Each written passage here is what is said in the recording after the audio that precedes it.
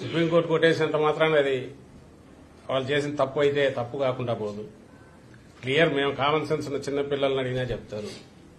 నువ్వు రూల్ ఒకటి ఫిక్స్ చేసుకున్నావు. ఎలక్షన్ కమిషన్ పోస్టల్ బ్యాలెట్ కు సంబంధించి అటెస్ట్ చేసిన అధికారి డీటెయిల్స్ ఏదైనా సీల్ రూపంలో గాని ఆర్ డీటెయిల్స్ పెన్తో రాసి గాని ఉండాలన్నారు. ఎందుకన్నారు? ఒక ఉద్యోగి ఎక్కడో పోయి పనిచేస్తుంటే అక్కడ చేసిన అతని వివరాలు తెలియకుండా ఊరికి సంతకం ఉంటే అది ఎవరి సంతకం కూడా తెలియదు.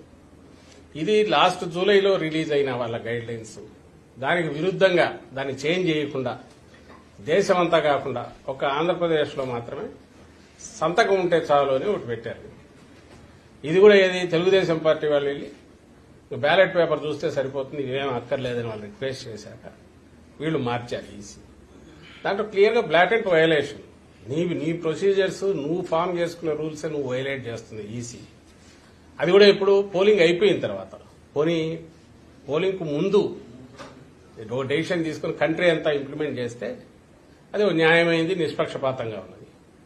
పోలింగ్ అయిపోయింది, కౌంటింగ్ దగ్గరకు వచ్చాక అది ఒక స్టేట్లో ఇక్కడ మాత్రమే ఇలాంటి ఎగ్జామ్షన్ ఇవ్వడం అనేది విడ్డూరంగా కనపడుతుంది, అనుమానాస్పదంగా కూడా ఉంది.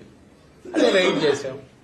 But court doesn't want to interfere at this juncture. కాలేమని అది court can take that call. అది ఇండిపెండెంట్ వ్యవస్థ, అది ఇండిపెండెంట్ వ్యవస్థ. కానీ మాకున్న హక్కు పొలిటికల్ పార్టీగా ఏదుందో దాన్ని అయితే పూర్తి